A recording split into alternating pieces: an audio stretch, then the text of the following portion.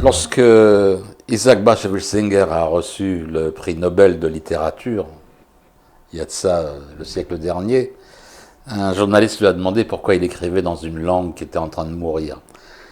Et il a répondu ça fait 600 ans qu'elle meurt, je crois que j'ai encore un peu de temps. Moi, je ne dirais pas que le yiddish est en train de revivre parce qu'il n'est jamais mort. Et la preuve, c'est qu'on chante en yiddish, et c'est pas n'importe qui, eh ben, c'est Michel Taubert. Bonjour. Bonjour. Michel Taubert, vous avez sorti un double CD qui s'appelle en français Métamorphose des mélodies, et en yiddish Gilgul von Anigen, avec un livret, et il y a des chansons en yiddish et en hébreu. Et vous citez une parole de Argov, reprise par Appelfeld, que le yiddish et l'hébreu sont deux sœurs jumelles qui vivent sous le même toit. Mais on sait que parfois les disputes de famille, c'est très très dur. Oui, on peut se raccommoder aussi. Alors, voilà. La naissance de ce double CD, c'est quoi? Alors, c'est effectivement Dov Sadan, qui était le professeur à l'Université de Jérusalem, qui a enseigné à Aaron Appelfeld et qui a donné cette formule que je reprends à mon compte, mais pas moi seulement. Et pas Argov, oui. C'est pas grave. On est sur le même chemin. Que je reprends donc à mon compte, mais je ne suis pas la seule, parce que l'hébreu et l'yiddish ont cheminé de concert, c'est le cas de dire, depuis les origines. Et même s'il y a eu, comme vous le rappeliez, parfois dans les meilleures familles, quelques heurts, quelques bisbilles, eh bien, finalement, elles font partie l'une de l'autre, et réciproquement. Dans des temps très anciens, au siècle dernier, mais même bien avant, même au 19e, et au 18e, et au 17e, dans les communautés juives, on parlait en yiddish et en hébreu, et ce n'était pas juste, comme on pourrait le penser à tort, l'hébreu pour la prière et le yiddish pour la conversation au quotidien. Les deux langues étaient complètement entrelacées, et on pouvait faire des affaires en hébreu, at kiyeskaf, on pouvait se taper sur la main pour dire topla, affaire entendue, affaire conclue, aussi en hébreu, et on pouvait également faire des drashot, des homélies en yiddish également. Donc ce cheminement, il n'est pas nouveau, et il a évidemment atteint un apogée, un acmé avec la littérature, la naissance, double naissance de la littérature yiddish moderne et hébraïque, naissance opérée par Mendele Mocher Sfarim en hébreu, Moicher Sforim au yiddish, qui fut vraiment l'homme des deux langues, qui a sans cesse navigué de l'une à l'autre, au point qu'il s'est même auto-traduit de l'hébreu au yiddish, et réciproquement, et qu'il a donné enfin, il n'a pas lui tout seul, évidemment, insufflé cela.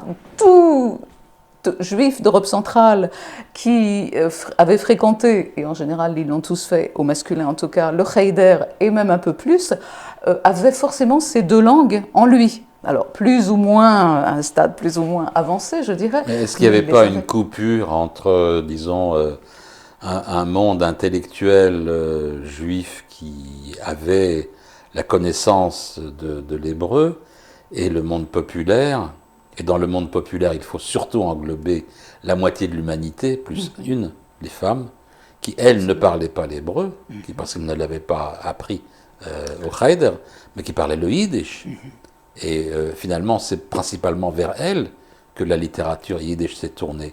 Tout à fait, entièrement raison. Hein. Évidemment, les femmes, à part quelques rares qui avaient la chance, comme Yentl de Bashevis, mais il n'y a pas que Yentl, personnage imaginaire, d'avoir un père rabbin et de pouvoir étudier l'hébreu. C'est vrai que les femmes ne sont pas comptées là-dedans, et d'ailleurs ensuite dans la production...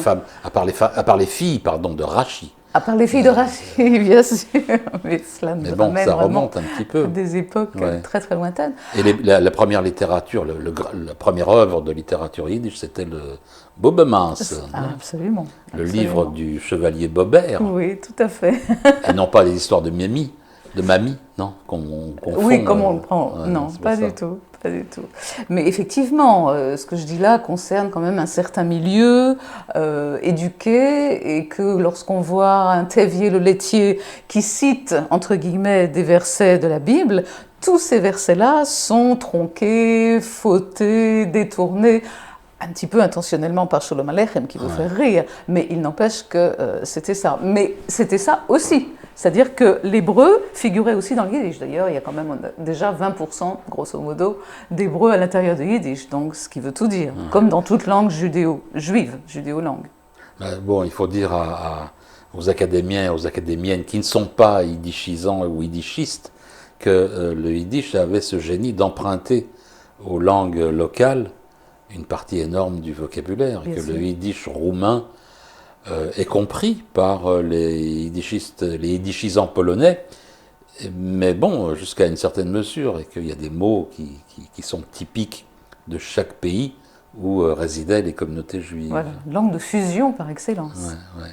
Et dans votre double CD, là vous avez fait vraiment avec ceinture et bretelles, parce qu'il y a la traduction en français, il y a la traduction en anglais, il y a la translittération en lettres latines du yiddish, et il y a le texte en yiddish même. Vous n'avez rien voulu rater, là. Ben, ça s'adresse à tout le monde, effectivement, et aux académiens et aux académiennes qui n'auraient pas encore étudié l'une des deux langues yiddish. Ça viendra. Mais alors, ce qui m'a un petit peu étonné aussi, c'est que dans la translittération, elle se fait dans le Litvak Yiddish, c'est-à-dire le Yiddish lituanien, avec la prononciation très collémontée du Yiddish, alors que Michel Taubert, je dois dire qu'en écoutant de très près ce que vous chantez en Yiddish, c'est du Galician Yiddish, c'est du Yiddish tel que je le parle moi avec un M majuscule, et tel que je le parlais à la maison, tel que mes parents, mes grands-parents, etc., l'ont parlé. Voilà, la même chose pour moi, effectivement, tel que le parlait mon père, en tout cas. Ceci étant, quand on translittère, il est de règle, effectivement, d'utiliser le yivo yiddish, d'utiliser le yiddish lituanien. Mais si je chante un poème composé par un poète originaire de Lituanie, je ne vais pas le chanter en poélesh yiddish. Enfin, je vais le chanter avec cet accent lituanien, parce qu'il a forcément les assonances et les allitérations en tête lituaniennes. Ouais. Et parmi les chansons qui composent ce double CD, du côté yiddish, pour l'instant on parle du côté yiddish, il y en a une qui est très chère à mon cœur, c'est Margaret Keller, qui est cette histoire d'une charmante et fraîche jeune fille qui descend la montagne en cueillant des marguerites et qui rencontre non pas le loup, mais presque. Séduite et abandonnée. Seduta e abbandonata. Comme on dit en yiddish. Et il y a un passage qui, d'ailleurs, n'est pas traduit du yiddish au français. C'est lorsqu'elle dit Maman will nicht, maman elle veut pas, maman elle est âgée, elle est en colère. Et le garçon répond Vos mam, vi mam. Et ta maman, ta mère, ouais d'accord, mais elle est où ta mère là? Et ça, c'est pas traduit. Étonnamment, hein? Oh là là. Es kommt dir entgegen, a Bocher, a Schlanker, mit Locken, mit schwarzer Wippe. Glanzt mit den Augen, in Enfield ihr lustig, in Enfield ihr tralalala. Was suchst du, mein Mädel, was sollst du verleugnen, was willst du gefieden in groß? Ich such Margaretkes, verreutelt sie Chave, verreutelt sie tralalala. Je voulais dire juste un mot sur Zalman Schneor, le poète, qui a écrit, et là c'est authentifié, qui a écrit ce poème sur un coin de table d'un bistrot parisien, en 1909. Voilà. C'est Mordechai Litvin, dont je salue la mémoire, immense traducteur de poésie française en yiddish, qui m'avait raconté cette anecdote. Eh bien, voilà qui ajoute un peu de sel, un peu de piment parisien, un peu de piment parisien à cette histoire rustique et champêtre, chantée en yiddish avec beaucoup de talent par vous, Michel Taubert. Et je vous en remercie. parce que effectivement, c'est quand même assez rare. Puis, dans l'autre sens aussi, alors là, c'est surprise, parce que dans un disque de chansons en yiddish, on trouve un poète français célébré, Charles Trenet. Non, il n'a pas écrit en yiddish, c'est... Il aurait pu. Il aurait pu. C'est Yitzhak Neborski qui s'y est collé et qui a traduit rien d'autre que 12 France. Quand même. Ma Frankreich. Frankreich meine. Frankreich meine. Pourquoi ce choix? Parce que j'adore Charles Trenet. Oui, c'est une Alors, bonne on pourra raison. m'objecter mille et une choses, mais j'adore Charles Trenet tout de même. Et il se trouve que cette chanson n'a pas été traduite spécifiquement pour ce disque, vu qu'elle l'avait été déjà pour ce film. Sie seint wieder in mein Herzen, mit sich heune sie so froh. Ich seh doch dem Chal, dem Schwarzen, was pflegt trugen in Schuh. Als ich bin in Schul gegangen, pfleg ich singen auf Akkord. Liebe heimische Gesangen, alte Lieder von Amor. Frankreich meine, Land von Kinderjahren feine, durchgelebt an Sorgen teines, eingewiegt mit der Musik. Steht und Teiers, stille Gärtner Scheiers, Kinder von mein Dorf, sie seiers, und wie meins gewinnt das Glied. Et puis bon, et alors de l'autre côté, il y a le disque, le CD de chansons en hébreu. Mais c'est pas en miroir, c'est pas les mêmes. Non, c'est Non, pas les mêmes. ça aurait pu. En hébreu, il y a un choix qui est le mien, évidemment, et qui est vraiment entièrement consacré aux poètes de la langue hébraïque qui ont été mis en musique par les plus grands compositeurs. Et on a quand même des textes et des musiques que je rapproche sans hésiter de Mélodie, de Fauré ou de Poulenc. À mon sens, on est à ce niveau-là avec un compositeur comme Sacha Argov. D'ailleurs, mon pianiste et complice Laurent Greenspan ne vous dira pas le contraire. Oui, il faut quand même lui rendre hommage, puisque c'est la moitié Sacrément du même. disque. Hein, quand même. Sacrément, ouais. Et puis alors là, il faudra m'expliquer quand même, parce que on va le voir à l'écran, sur le CD en yiddish, c'est un mem qui est imprimé, Oui, et sur le CD en hébreu, c'est un tête. oui. Pourquoi? Alors, même comme Michel et en yiddish... C'est comme parce- Tauber. Oh Oui, mais ça va même un peu plus loin que ça. Et tête comme Tauber, effectivement. J'ai toute ma famille paternelle Tauber qui est en Israël Ouais. et dont je me sens extrêmement proche. Et le même de Michel, c'est mon lien filial avec mon père qui m'a transmis le yiddish. Et les dessins qui illustrent sont de Laurent Berman, et on a des forêts de Pologne pour le yiddish, et on a les fruits d'Israël pour l'hébreu. כן, יש לך שם רבים רבים לומר לי בליבך, כשאור דולק דולק בחלונך. כן, יש לך שם דברים רבים לומר לי בליבך, כשאור דולק דולק בחלונך.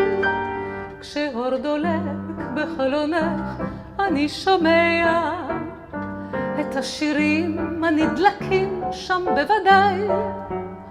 כשאור דולק בחלונך, אני יודע, כי יש גם שיר אחד לבטח בשבילי.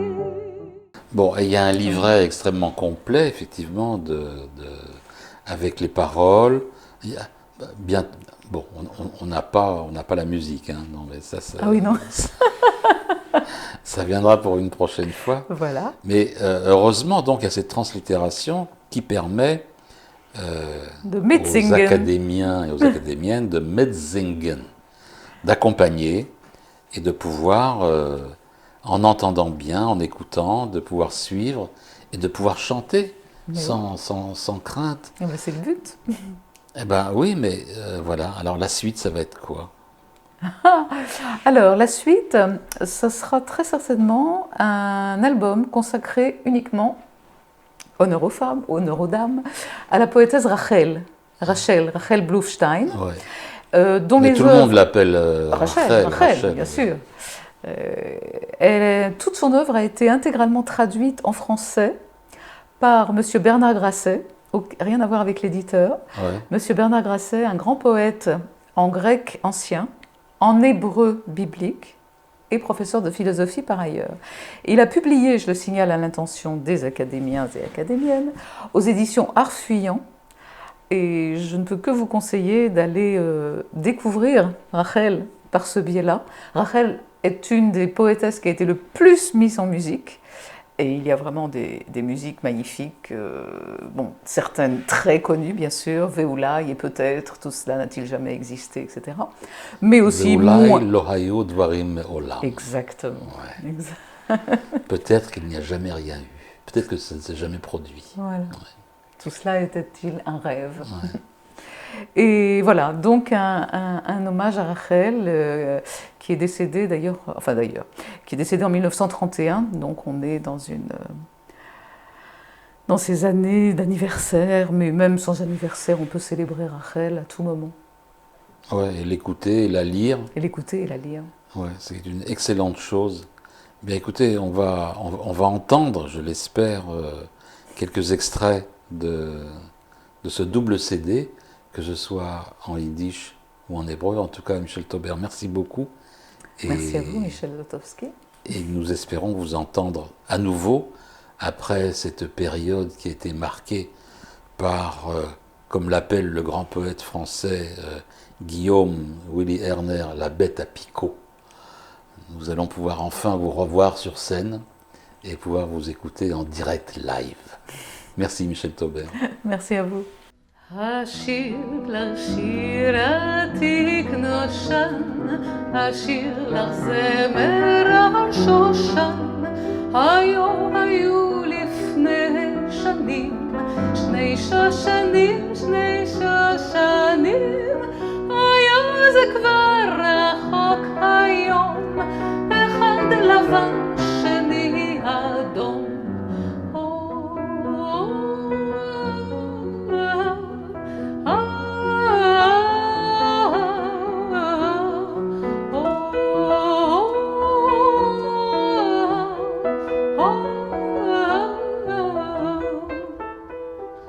בני גן אחד שני אחים, צמחו עלי צמחו חוכים, את בבוקר צור גוון, פקח עיניים